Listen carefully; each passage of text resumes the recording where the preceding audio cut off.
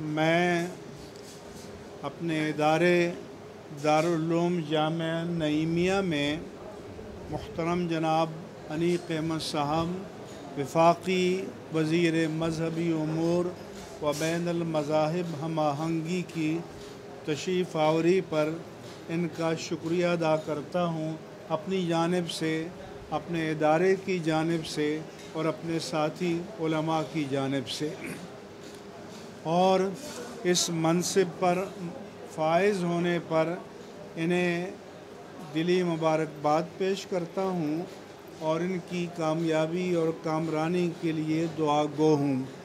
اس مختصر مجلس میں ہم نے جناب انیق احمد صاحب کو ایک تو ان مصائب اور مشکلات سے آگاہ کیا جو اس وقت شدید ترین مہنگائی کی وجہ سے عوام کو درپیش ہیں، جس میں پیٹرول ڈیزل کی مہنگائی اور بجلی کے نرخوں کا غیر معمولی حد تک بڑھ جانا۔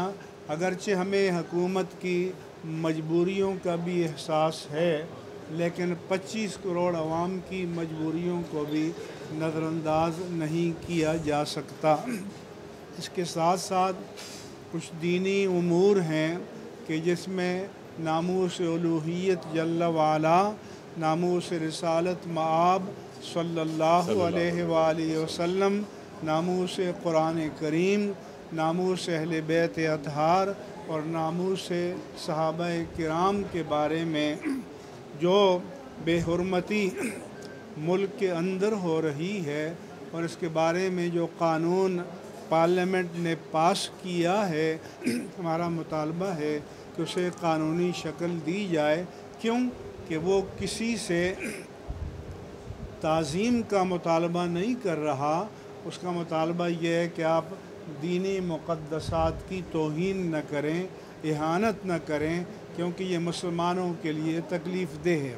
سوشل میڈیا پر جو ان مقدسات کی توہین کے واقعات ہو رہے ہیں، کچھ تو ان کے لیے قانون شہادت میں ترمیم کی ضرورت ہے، ہم نے تجویز پیش کی، اور کچھ یہ کہ ہماری حکومت اس میکینزم تک رسائی حاصل کرے کہ وہ تمام سوشل میڈیا کے پلیٹ فارم کہ جہاں سے اہانت ہو رہی ہے ان کی فلٹریشن ہو، ان کو بلاک کیا جا سکے، اور حج کے انتظامات کے حوالے سے انیق احمد صاحب نے اچھی تجاویز پیش کی ہیں، ان کے عزائم اچھے ہیں، ان کی ہم تحسین کرتے ہیں، اور کچھ تجاویز ہم نے بھی پیش کی ہیں اور انہوں نے ان سے اتفاق کیا ہے، اور ہم بھی دعا کریں گے کہ اللہ کرے کہ یہ ایک اچھی مثال قائم کر کے جائیں تاکہ حجاج کی دعائیں بھی حاصل ہوں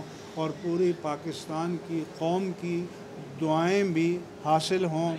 اور اس کے ساتھ ساتھ جو ہمارے ملک میں ایک ادارتی انتشار ہے، اس سے بھی بے یقینی میں اضافہ ہو رہا ہے، تو ضرورت اس امر کی ہے کہ اس ادارتی ٹکراؤ، تناؤ اور انتشار کو ملک کے بہترین مفاد میں کنٹرول کیا جائے، اور اس کے ساتھ ساتھ ذمہ دار کوئی بھی ہو آپ سب کو لٹکا دیں، لیکن ملک جس مقام پر کھڑا ہے اس حقیقت کا ادراک کرتے ہوئے تمام سیاستدانوں، سیاسی جماعتوں اور اقتصادی ماہرین کو قابل عمل تجاویز پیش کرنی چاہیے تاکہ اس بحران اور پستی سے ملک کو نکالا جا سکے۔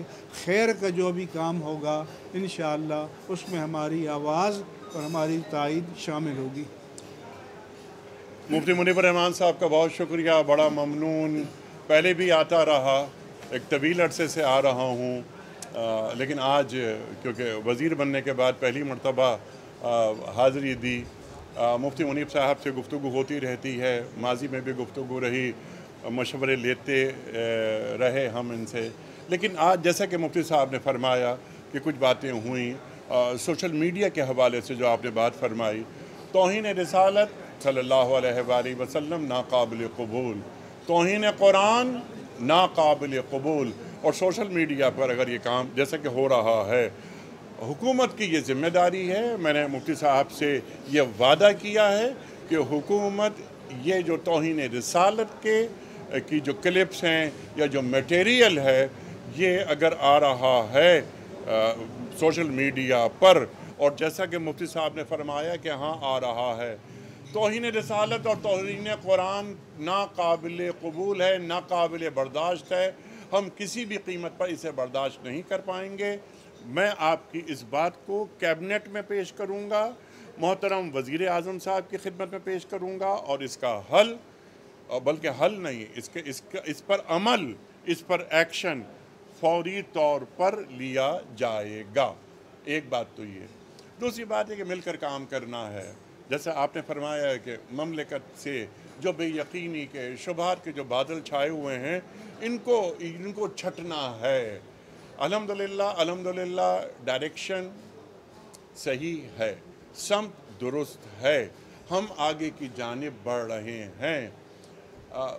मैं मुअज़्ज़ज़ उलमा से हमेशा मैंने यही दरख्वास्त की है और आज भी यही दरख्वास्त करता हूँ कि अवामुन्नास को मायूसी से बाहर निकालें। आने वाला कल बहुत अच्छा है। अल्हम्दुलिल्लाह रिज़ल्ट्स आने शुरू हो गए हैं। बहुत जल्द आपको मज़ीद रिज़ल्ट्स मिलेंगे। ये जो फेडरल कैबिनेट है, वज़ीर आज़म साहब की सरबराही में काम कर रही है, सही विजन है और बासलाहियत है। ये मसाइल जो आपने बयान फरमाए, ये रफ्ता रफ्ता कम होते चले जाएंगे, और ये कौम ये जिन मुश्किलात का शिकार है, इफलास के हवाले से, महंगाई के हवाले से, बिजली के ज़्यादा बिल, और मुफ्ती साहब ने क्या अच्छी बात फरमाई कि हम जानते हैं कि बाज़ जगह हाथ पांव बंधे हुए होते हैं। मुझे खुशी हुई इस बात की कि हमारे मुअज़्ज़ज़ उलमा ये रियलाइज़ करते हैं इस बात को। लेकिन ऐसा कतन नहीं, अगर किसी के जहन में ये बात है कि हुकूमत वक्त इल्म रखने के बावजूद और हल उसके हाथ में होने के बावजूद वो मसाइल हल नहीं कर रही, तो इस बात को जहन से निकाल दीजिए। हुकूमत वक्त की बुनियादी ज़िम्मेदारी है, वो हमारी अखलाक़ी, दीनी, कौमी, समाजी हर तरह से ज़िम्मेदारी है कि आवाम के मसाइल को हल किया जाए। हम भी आवाम ही में से हैं। अगर महंगाई बढ़ती है तो उसके असरात हम पर भी आते हैं, लेकिन ज़रा सब्र, इंशाअल्लाह ताला अच्छे दिन आएंगे। और यही कौम जो आपने फरमाया 25 करोड़ अफराद, ये 25 करोड़ अफराद ये कहेंगे कि हाँ एक पैच आया था, वो पैच निकल गया और अब हम सुकून के साथ, खुशहाली के साथ ज़िंदगी गुजार रहे हैं और अमन की फ़ज़ा में काम कर रहे हैं। अतअमहुम मिन जूइन व आमनहुम मिन खौफ। इंशाअल्लाह ताला तमाम बातें पूरी होंगी, तमाम काम होंगे जो मुफ्ती साहब क़िबला ने और दीगर उलमा ने बयान फरमाए हैं, उस पर काम किया जाएगा और इस मुल्क को एक खुशगवार फ़ज़ा में लाया जाएगा। आज कुछ मसाइल हैं वो दूर हो जाएंगे। आप सबका बहुत शुक्रिया।